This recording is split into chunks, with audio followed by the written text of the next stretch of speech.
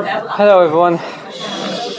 Okay, so first we would like to say that the SHIUR, this academic year, is sponsored by in memory of Mel Davids by his daughters and son-in-laws, and also no, that's it. So should be Bezrat Hashem Leilui Neshama. Okay, so today we will begin a new series of classes talking about Lo Ta'amod al Dam Ra'ich, that you shall not stand aside while your brother's blood is shed, which obviously has tremendous ramifications to current events, and also some other ramifications such as organ donations and other things. We are talking now about risking your life to save someone's life. I'm not talking about risking your life to rescue dead bodies or parts or things like that. I'm talking about saving lives. And we will go through the Mekorot, and obviously we will add few things when it comes to Medinat Israel and Am Israel, but that will be much later on. So first let's start with the Mekorot themselves, with the sources themselves. So the Torah says in Vayikra Yutet, Pasuk Tetzayin, Lo telech rachil be'amecha, lo ta'amod al dam re'echa, that you shall not stand aside while your brother's blood is shed. Ani Hashem, I am Hashem, I am Hashem. Now, Rashi says, what does it mean, lo ta'amod al dam re'echa? Which literally says, do not stand on his blood. Now, what does that mean? Says Rashi, lir'ot b'mitato, to see that he's about what? To die. Ve'ata yachol lehatzilo. And you can what? You can save him. Kegon, tovea banahar, if he drowns in the river. V'chaya o listim ba'im alav, or beasts, or thieves, or whatever it is, murderers come to attack him. Ani Hashem ne'eman l'shalem sachar v'ne'eman li'para. I am Hashem, that I will give you reward for doing that, or I will punish you if you didn't. Now, until now it sounds great. The only problem with Rashi is that there is a word that Rashi used, which is the most fluid, flexible word, and the most subjective one, which is Yachol. What does it mean, Yachol? Now, what do we mean, Yachol? So, I'll give you examples. Someone is drowning in the river. I don't know how to swim. But the river is not that strong. I can basically jump into the river and perhaps save him. Is that considered as Yachol? Maybe yes, maybe no. I'm a firefighter, and I see someone in the fire. I have the equipment, I can go in. I'm not a firefighter, okay? I don't have the equipment, and I maybe will not be able to go in. So, Yachol is subjective, and also what I will call risk assessment. Some people like to take risks more than the others, some less. So, the entire idea of Yachol is something very subjective. And therefore, when I look at Rashi and it says Yachol, it's almost impossible to define when is the obligation really applies. What does it mean, Yachol le'atzilo? Okay, so let's leave that aside. And we will see that many of the commentators are trying to deal with it, and obviously after that the halachic poskim. So Rashbam, who was Rashi's grandson, says Lo ta'amod al dam re'echa. What does that mean? Lo ta'amod mineged, ela nitan lehatzilo benafsho shel rodef. So I will need to give a little bit of an introduction here. We have a concept in halacha, which obviously derives from the Gemara, which is called rodef. What does it mean, rodef? Rodef is someone who chases you. Now, the Torah, the Talmud says that what? That you can kill the rodef. And you are not considered as what? As a murderer. We have it in Retzach, and we also have it with rape. The Gemara basically equates both of them. Now, the idea of hurting the rodef is really has, in a way, maybe I'll put it like that. You can interpret that law in two ways. Protecting the victim, or preventing the person to do something that he will regret. You with me? Which means you have the rodef, Okay. Yeah, maybe not. If it's here, why not? Right? Okay. We have Reuven, we have Shimon, and we have Menashe. I don't know. Okay. So Shimon is chasing Menashe. He is the Rodef. Okay. R is for Rabbi. Okay. So the Rabbi looks at the Rodef who runs after Menashe. So the Rabbi has what? An obligation to stop it. So the question in yeshiva analysis is, what's the origin of the heter, of the permission to do it? Is that to save Menashe? Or is that to save Shimon from murdering or from harming Menashe? So, we have a very interesting question, what we call saving someone spiritually. What do I mean by that? There are she'elot like that I saw one in the 17th century, and there was, I think, one in the 13th century. Questions that are terrible. What do I mean terrible? One from the 16th century, 17th century, I remember better than the one in the 13th. The question there was, a Jew took a loan, couldn't pay it, so the non-Jew said to him, as a collateral, I'm going to take one of your children and I'll send them obviously to a Christian school. And the question there was, what to give? The boy or the girl? To give away the boy or the girl. So that's Bichlal question number one. And the second question is, and all interrelated, is, do you have more obligation to spiritually save a boy or a girl because of the influence and what can happen? Meaning the girl, even if she will be the most devoted Christian, her children will be Jewish. If the boy marry a non-Jew, so we will know what will be the consequences. So this is an incredible questions that they had to do. That's 17th century. Leave alone 13th century. The one from the 17th century I just remembered by heart. So there's also a question like that. So now the Rashbam, unlike Rashi, he understood that this pasuk of Lo Ta'amod al Dam Re'echa talks about what? About the Rodef. So now, this is an interesting thing. Why? Because according to the Rashbam, we talk about Rodef. According to Rashi, we talk about what? Any case of seeing your friend being at risk. Meaning, if you see that your friend drowned in the river, there is no Rodef. According to Rashi, the pasuk still obligates you to do what? To save him. According to the Rashbam, now I'm not saying that the Rashbam disagree with Rashi principally. In principle, obviously, we all agree with Rashi because that's what the Gemara says. But the Rashbam perhaps will say that this pasuk does not teach you that you need to risk your life to save your friend's life. It's only when you have a situation of Rodef. Okay. Rabbi, neglecting somebody's time and drowning is it the righteous thing? I didn't get it. I'm just using my common sense. You do not need, if you don't know how to swim, you don't need to kill yourself to rescue someone. But at the same time, if you have at least a minimum swimming skill, will you watching somebody drowning and dying? I don't get it. Where does teaching come from?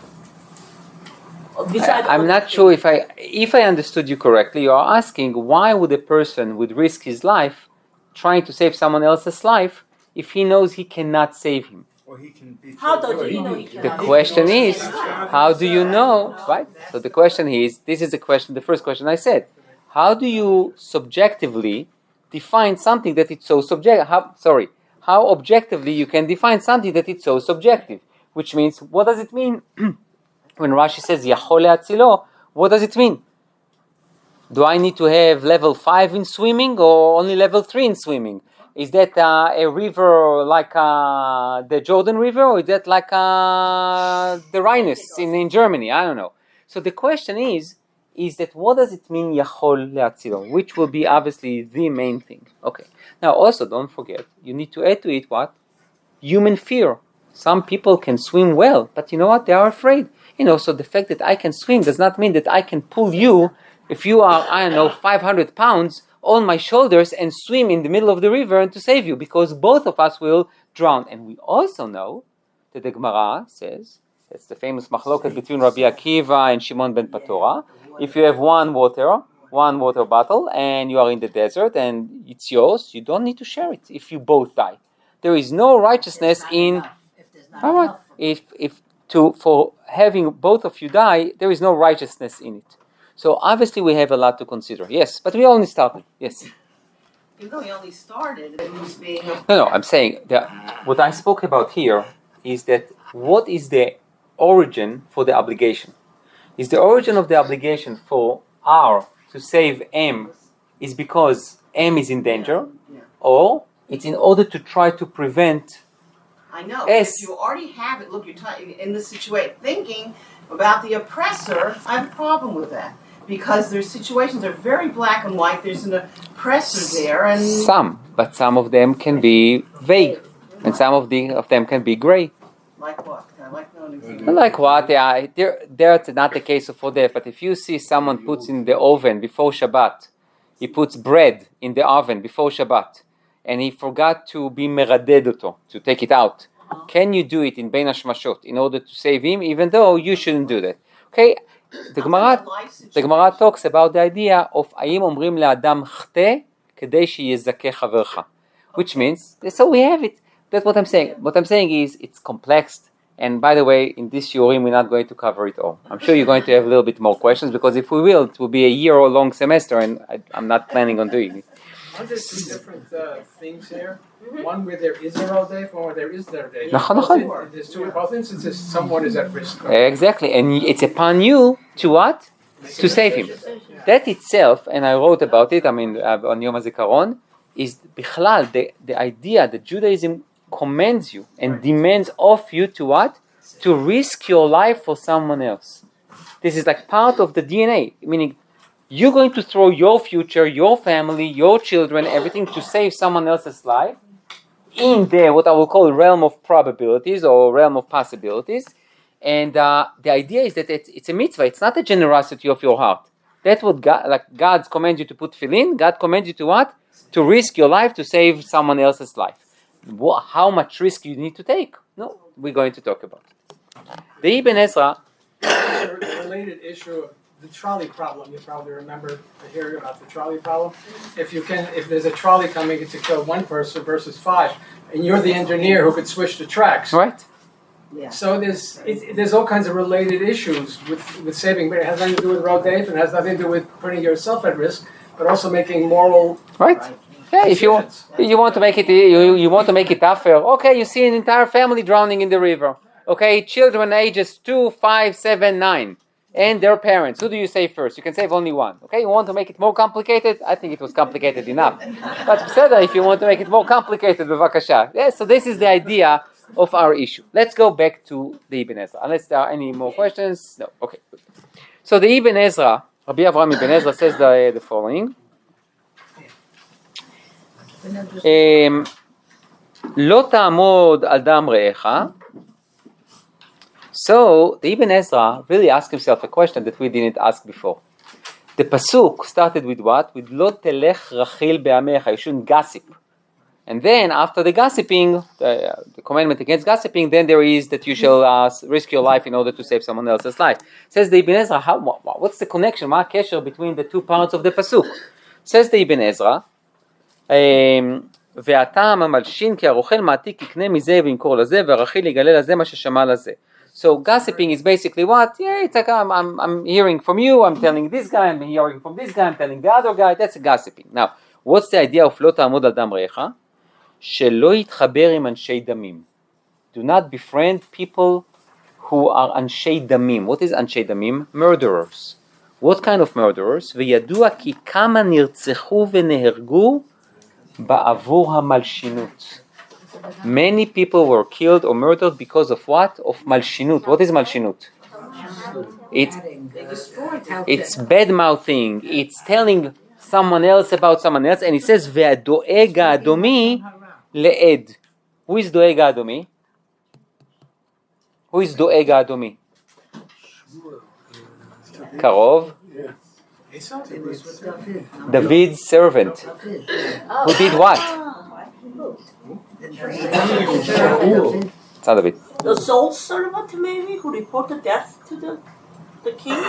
So, You talk about the soul servant who report the death to the king David, Rabbi? no. That's the Gera Amaleki. No, that's the Gera Amaleki. Who is Doeg Adomi? He was David's, I will call it one of his rabbis. Yeah. He taught him something. I don't know if he taught him everything or he taught him something. But who kibel lashon hara. And because of that, many people were killed. V'tam ani Hashem roeh ma she'ata oseh baseter, which means basically he says like that. I'll give you one example of people who receive lashon hara, and because of that they caused tremendous death. Nov, Iyar Kohanim, that gave David bread and a sword. You remember that one? And then Shaul went ahead and killed them all. So lashon hara, and that's how the Ibn Ezra understands. So the Ibn Ezra looks at this pasuk and says, what? That has nothing to do with risking your life in order to save someone else's life. That's why I brought all those commentators to show you that it's not that all of them think like Rashi. Okay, Rashi based himself on the Talmud and the Midrashim, but the Ibn Ezra says, and it makes a lot of sense when you try to understand what's the connection between what. Between the beginning of the pasuk and the end of the pasuk, he says the idea is, what does it mean? Lo ta'amod al dam ra'echa. Do not associate and do not befriend people who badmouth other people, because it will lead to what? To murder. So just don't be there. Okay, don't associate yourself with those people. So that's what the Ibn Ezra says. Okay. However, the Rambam on page 2, he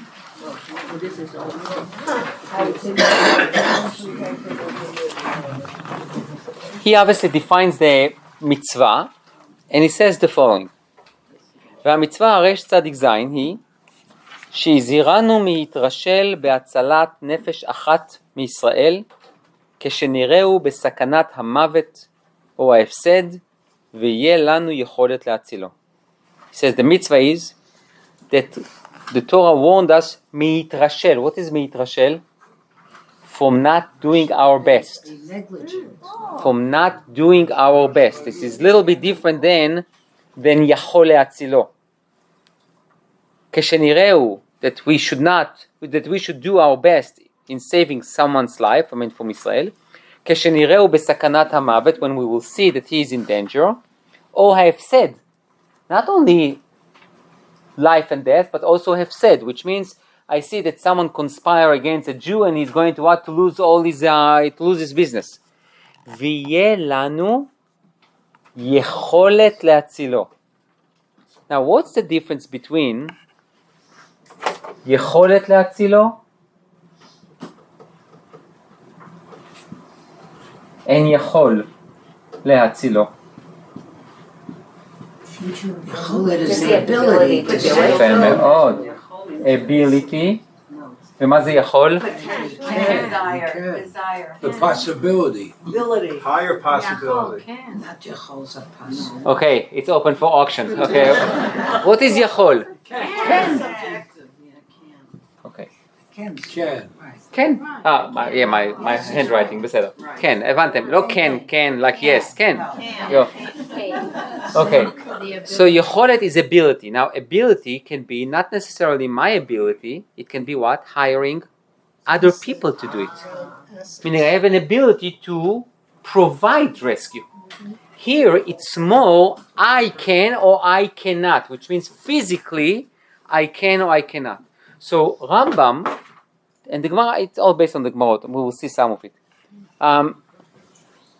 The Rambam talks about what? That first we are warned to what? To save someone else's life, A. B. Even if it's not a life-death situation, even if it's upset, just harming, damaging, or whatever it is, we also need to what? To rescue that person. ויהיה לנו יכולת להצילו.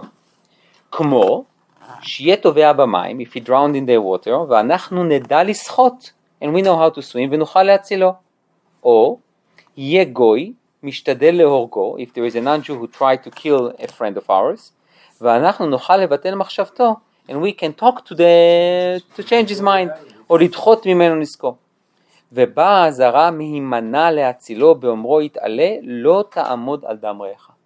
And the warning that comes from Hashem, the commandment is, it's a negative commandment. Like you should not stand aside while your friend's blood is being shed. Now it's a very interesting thing. The phrase, the way the Torah phrased it, is not a positive commandment. It doesn't say, אתה חייב להציל את חברך. You must save your friend. It just say what? What you cannot do. Now why? Again, because there is so much gray area because of the capability, the ability or the capabilities. Therefore, the Torah phrased it in a way what you cannot do. One thing you definitely cannot do is to stand aside. That we don't do. וכבר אמרו, שמי שיכבוש עדות תכללהו גם כן זאת ההזרה, כי הוא רואה ממון חברו עובד והוא יכול להחזירו אליו באומרו האמת. The Talmud expands and elaborates on this commandment by saying that if I know testimony that will help you out in judgment, and I, for my own calculation, says, oh, maybe I shouldn't go and testify because it will put me in trouble, or whatever it is, this is also part of this commandment. Everything that helps your friend, save your friends from danger, you must do, even if it will cost you personally. וכבר בא העניין גם כן, אם לא יגיד ונשא עוונו. If you don't testify, you will what? ונשא עוונו. What does it mean נשא עוונו? He will carry his sin upon himself.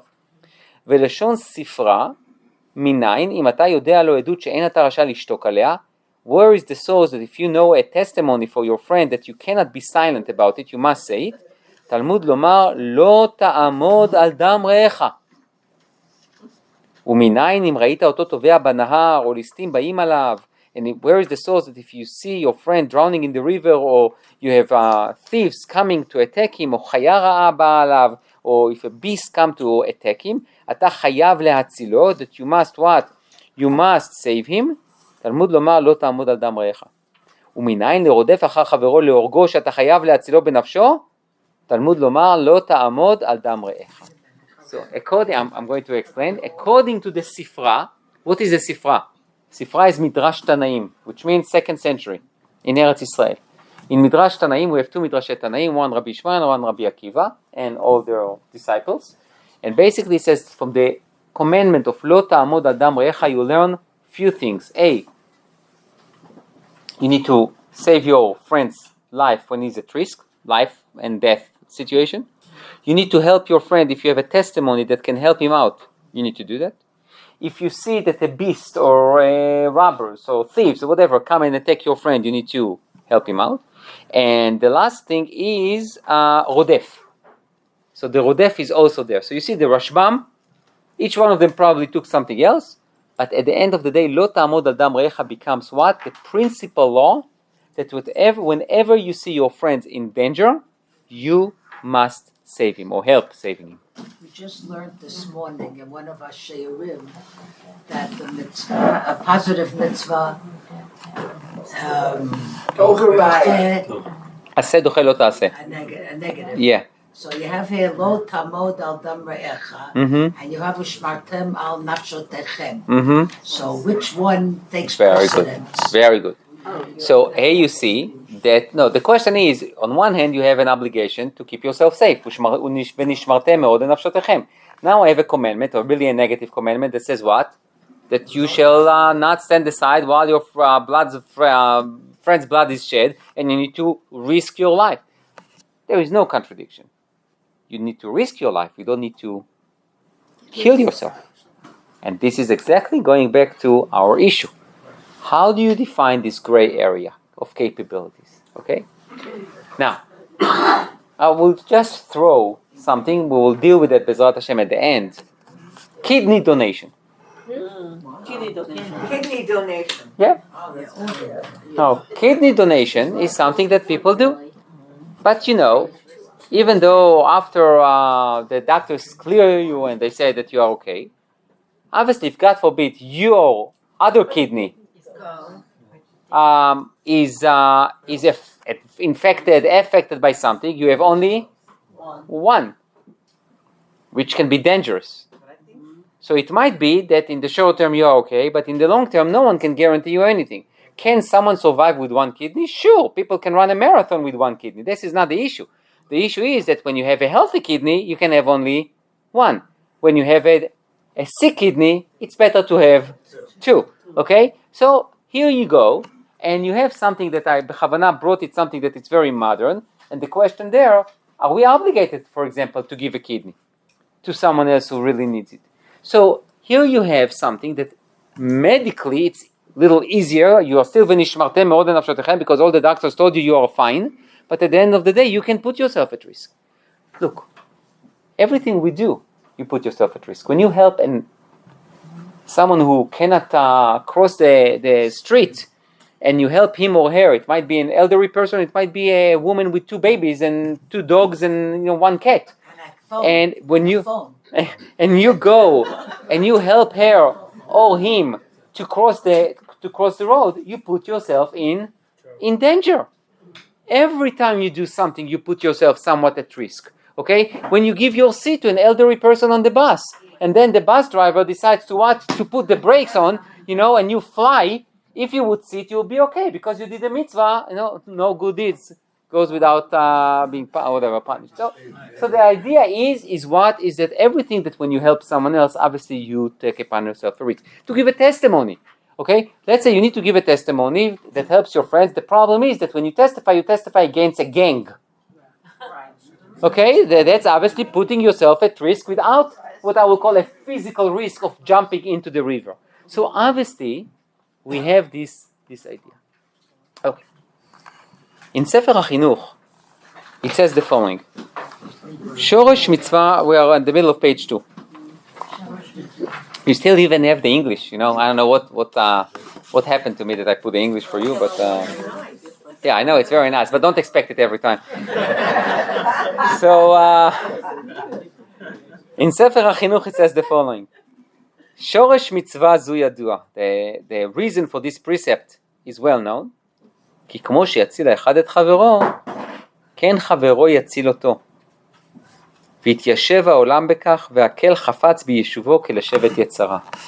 Now this reason is a very interesting reason. Because at the beginning, I thought it's a very altruistic reason. God commands you to risk your life to save someone else's life because כי בצלם אלוקים עשה את האדם, and you need to help others and blah blah blah. Here, this is a little bit more of it's very beneficial.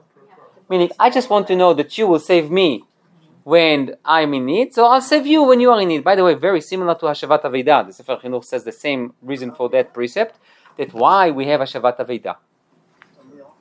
Because I know I'll lose things, and you'll find it and you'll give it to me, and you know that you lose things, so therefore, it's like a reciprocity. Everyone is happy. So here, it's a very interesting thing, because what exactly happened if he's not my friend? This guy is drowning in the river. I mean, I prayed for him to drown in the river. But it happens to be that, no, BDU, punk, when he drowns in the river, I'm there too. So, if you ask me, I don't need him to save me. So does that mean that I don't need to save him? No, obviously not. But the idea is, according to Sefer HaChinuch, which is very interesting, it's a little bit, I think it's much more than Ityashev ha'olam bekach, is knowing that someone cares for you and you care for them, that creates more than just caring. That's what we call arvut. We learn it from our parsha. The entire arvut, the idea that I can fulfill a mitzvah and I can fulfill it for you, for example, we learn it from our parsha. You know from what pasuk? You will never guess. וכשלו איש באחיו מפני רודף. וכשלו, they fail. They stumble because of their friends. ואין רודף. And the Sifra says, what does mean וכשלו? מכאן שישראל ערבים זה בזה. There's no pasuk כל ישראל, like in all Jewish federations, כל ישראל ערבים זה בזה. There's no pasuk like that. It's a midrash that it comes from what? From וכשלו איש באחיו ורודף עין. So the idea is, Can you translate, please? they stumbled with each other. They stumbled because of each other. Aravut is guarantor. Yeah. So we learn it from where that they stumble because of each other. Meaning, if a Jew make a sin in France, Jews in Yerushalayim will suffer, and I can fulfill my commandment, and I can blow the shofar for you as well. So that's what the Sefer HaChinuch says. So now it's time to what? To try to delve a little bit deeper into this sugya. So take a look at the Gemara in Sanhedrin Ayin Gimel. Gufa.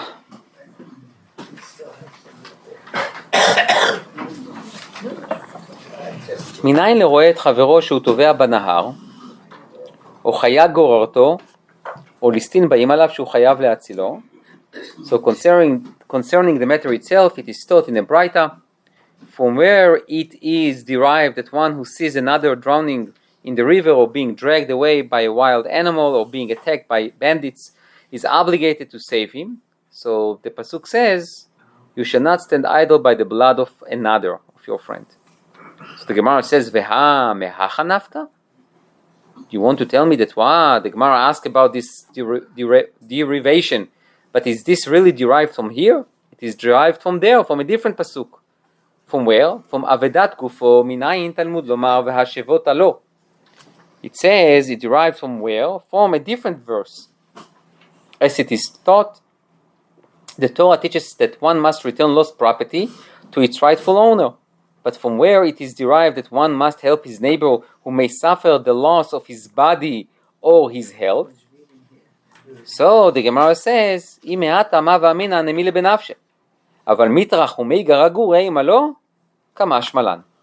means we basically have two psukim. We have Lo ta'amod al dam ra'echa, you shall not stand aside or idle by while your friend's blood is shed. And we also have Hashavat Aveida. So the Gemara says, if you are mechuyav behashavat Aveida, if you are obligated to what? To return a lost object, obviously you must return what? A lost soul, a lost body.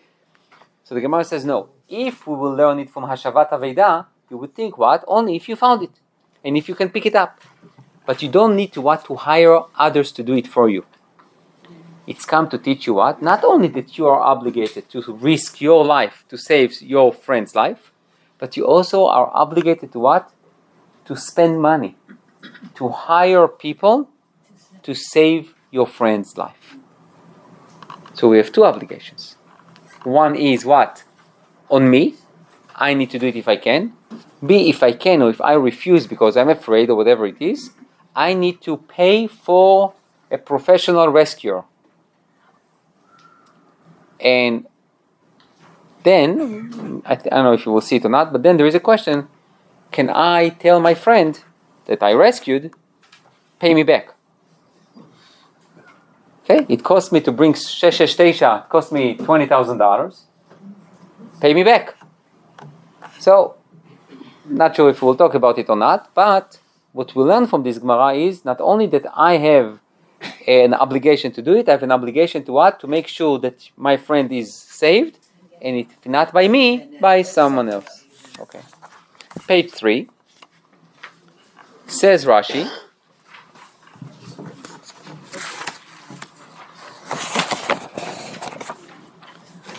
Page 2. Page 3. Yeah, you see, there's too much English writing here. I just say it in a few words. I'm looking for the effect. Yes. You see how many sentences you need to have in order to translate one Hebrew sentence. Rashi says the following. תלמוד לומר והשבתו לו, קרא יתרה ולמדרש. השב את גופו לעצמו. Meaning the pasuk says והשבתו לו. What is השבתו? השבתו את הגוף.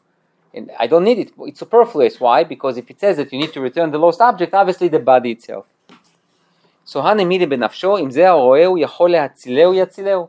Which means what? If I saw him drowning in the river, so I need to save him. כמשמע לן, it's come to teach me what? לא תעמוד על דם רעיך, לא תעמוד על עצמך. משמע אלא חזור על כל צדדים שלא יאבד דם רעיך. Now what does it mean לא תעמוד על עצמך?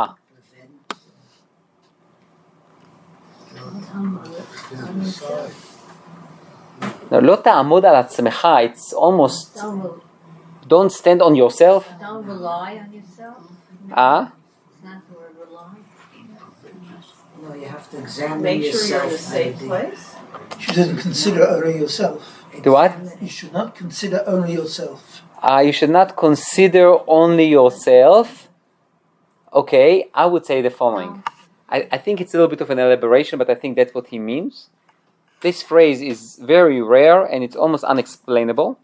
But I think what he says, לא תעמוד על עצמך, is don't sell yourself short.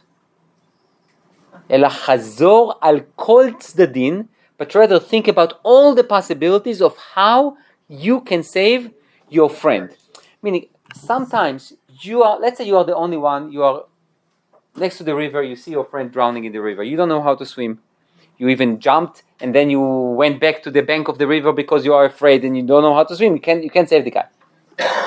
You can basically make a decision at that moment of what? Sorry. You can offer a vidui, but that's it. You can't do anything about it. You go. It's hard, but you go. You go home. He says, Al ta'amod al עצמך. Don't sell yourself short. Go and run and try to find out what? Maybe there is someone else. Call, I don't know who. Try. You could call somebody. Yeah, if you have a phone. Yeah, but today you go with lifeguards and all this type of stuff. You're talking about somebody that's in any river and there's no lifeguard around, and even if you have a phone call, he's going to drown within 5 minutes. And it's So maybe not. Maybe there okay. are So you people have to around. call today. Yeah, that's what he says. Years ago, but today some of these things can be. I agree. Responded. I agree. Right. So you need to do everything you can to make sure that you tried the best in whatever ancient time or modern time. You need to make sure that what? That you try to get someone Do the best you to can. help. You initiate. It's more than that the best you can is Exhaust all your resources. exactly. That's what it means. חזור על כל הצדדים, which means try everything in the book and outside of the book. Okay? If you need to write SOS and put it on fire so maybe someone will come, it might be too late for the guy. But for you need to do everything you can. Okay. Says the Rif. The Rif is Rabbi Yitzchak El-Fassi. Rabbi Yitzchak El-Fassi, who lived in the 11th century in Spain. And he says the following. Tanya, מניין לא רואה את חברו שטובע בנהר? How do we know that someone who sees his friends drowning in the river, או חיה גוררתו, if a beast come and drags him, או ליסטין באים עליו, thieves come and attack him, שהוא חייב להצילו בנפשו, that he must save him, תלמוד לומר, לא תעמוד על דם רעיך. ולא מבעיה, what is לא מבעיה? It's not only אצולה בנפשה, it's not only that he needs to save his friend, אלא דחייב, אלא מטרח והגירי נע מחייב. But also he needs to rent people and to hire people to what? To save this guy. So the Rif, which is a halachic disciple, take the Gemara and basically put it in halacha. Now, take a look at the Rambam. The Rambam in Ilchot Rotzeach v'Shmirat HaNefesh says the following. Kol hayachol le'atzil, anyone who can save a friend, ve'lo hitzil, over לא תעמוד על דם רעיך. So if you could and you didn't, you are violating a negative commandment. וכן הרואה את חברו טובע בים, או ליסטים באים עליו, או חיה רעה באה עליו. So if he sees his friends drowning in the river, or thieves coming, or whatever it is, or a beast, ויכול להצילו הוא בעצמו, and he can save him by himself, או שיזכור אחרים להצילו, or he can hire other people to save him, ולא יציל, או ששמע גויים ומוסרים מחשבים עליו רע, or if he heard that non-Jews or others are basically conspiring against him, או טומנים לו פח, ולא גילה אוזן חברו והודיעו, and he didn't let his friend know about it in advance, או שידע בגוי או באנס, או שהוא קובל על חברו ויכול לפייסו בגלל חברו, ולהסיר מה שבליבו ולא פייסו, או if he knows that another friend is very upset with his friend and he's going to do something evil to him and he didn't try to mediate between those friends, וכל כיוצא בדברים האלו, העושה אותם עובר על לא תעמוד על דם רעיך. You violate לא תעמוד על דם רעיך. Now I'm just going to throw one question. Anyone here works at the IRS? Works at the IRS? Just pay the. Now I want to ask you a question. Let's say you work at the IRS and you have a case about Mr. Cohen. Mr. Cohen forgot for the last 25 years to report that he has few accounts, more than he reported before. And you understand immediately the penalties and even might be even prison. Now it happened to be that Mr. Cohen is the Cohen in your shul. And he always thought that he is mevarech et amo Yisrael be'ahava and everything is great. And you have his case, his file case on your table. Should you, could you, can you call Mr. Cohen and say, Mr. Cohen, I would advise you to talk to your CPA and maybe ask for a nice meeting with the IRS before they ask for a meeting with you. Can you do that? That sounds good. Sounds right. Before he reports it to the IRS. No, the IRS already built a case against Mr. Cohen. And he reports it to his people. Mm-hmm. There's another thing you can say, don't get involved. You say another way of looking at it, don't get involved because you personally know him. Maybe you should give it to someone else. Oh, so that will be, to some extent, it can be worse because I'm not touching it, I'm giving it to someone else. And this Mr. someone else maybe really does not like any Mr. Cohen or doesn't like this specific Mr. Cohen. So why am I telling you that? I'm not going to address it now. I just want to tell you that this shiur, we can go to so many different directions.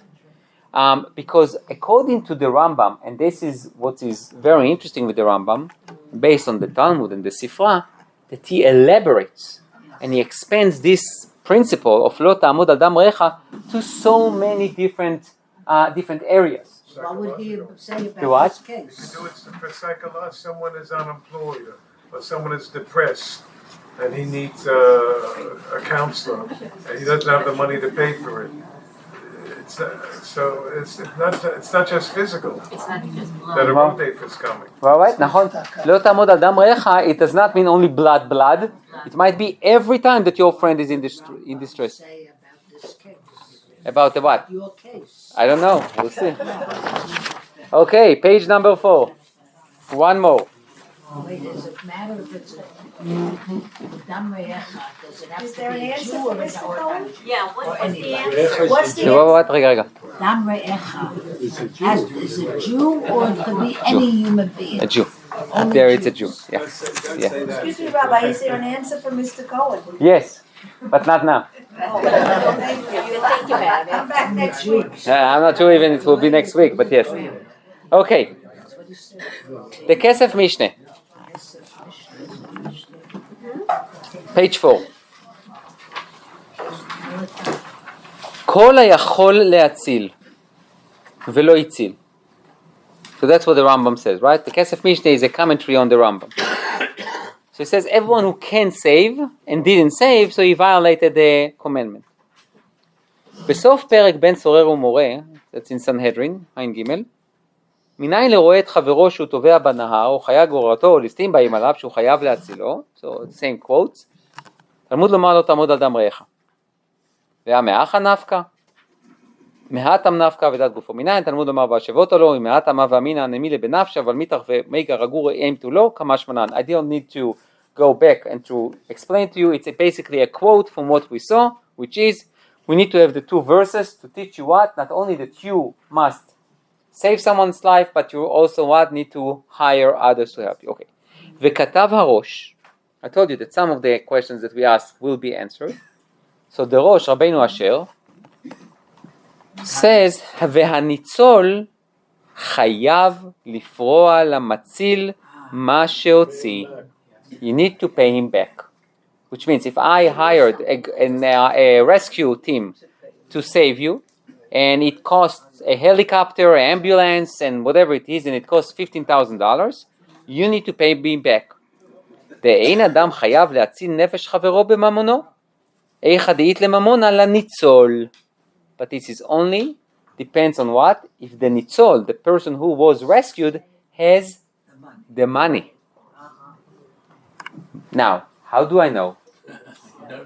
This guy is drowning in the river.